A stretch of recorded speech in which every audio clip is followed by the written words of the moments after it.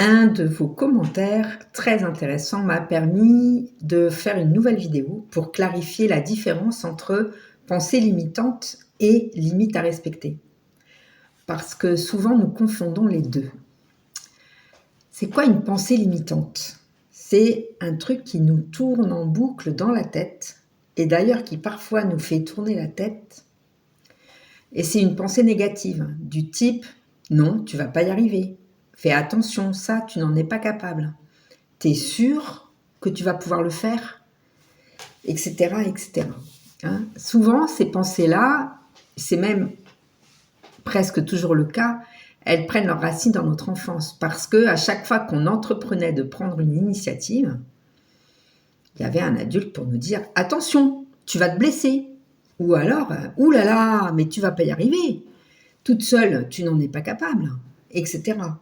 Donc, ces pensées-là, elles nous ont été répétées plus ou moins longtemps, plus ou moins souvent, et elles ont constitué une partie de nos autoroutes neuronales, c'est-à-dire de nos habitudes de nous penser nous-mêmes, comme n'étant pas capable d'y arriver toute seule, comme n'ayant pas les moyens, pas la possibilité de nous en sortir, ou comme quoi on allait se mettre en danger, on prenait des risques si on prenait une décision et qu'on se mettait à l'action.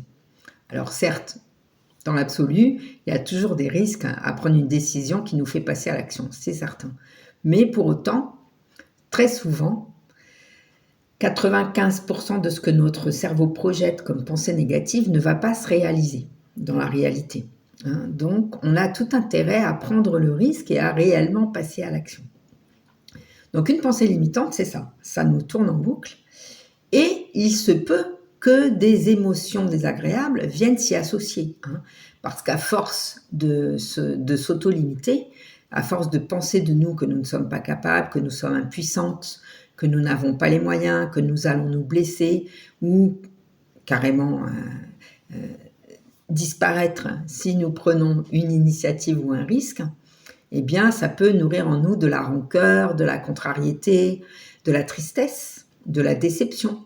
Et donc, on peut associer des émotions, du ressenti émotionnel avec ces pensées limitantes, mais en fait, ça vient dans cet ordre-là. La pensée vient d'abord, elle nous tourne en boucle dans la tête, et au bout d'un moment, s'associe à cette pensée une rancœur, une contrariété, de la déception ou de la tristesse, par exemple. À l'inverse, une limite à respecter, ça s'incarne dans le corps. C'est dans le cœur que ça se passe, c'est dans le ventre, bien souvent. Et je me mets debout pour que vous voyez mon corps en entier. C'est très souvent au niveau du corps que ça se passe. Une limite à respecter, c'est quoi? C'est notre corps qui commence par nous dire « Oups, peut-être que ça, tu devrais éviter de le dire. » Parce que ça n'est pas le bon moment. Donc, c'est la gorge qui se serre. Ou alors un poids sur le cœur, parce que quelqu'un a fait une action qui, chez nous, provoque de la peine.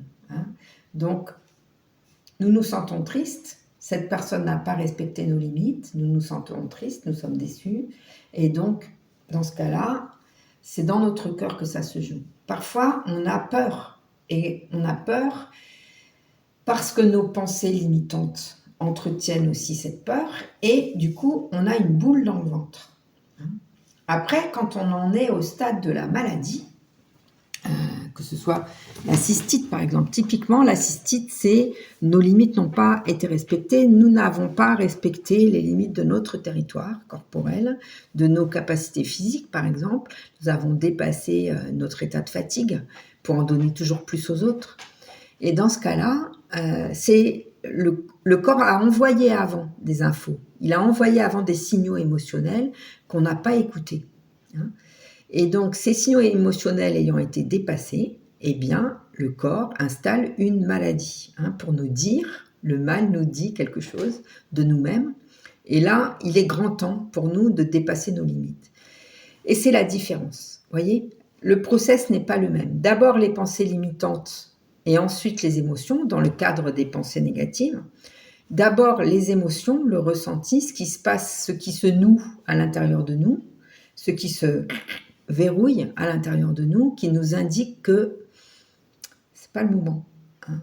Peut-être là, on a dépassé nos propres capacités et peut-être il est temps de nous poser et de nous respecter. Dites-moi ce que vous en pensez, dites-moi ce que ça vous apporte et si la différence est claire pour vous.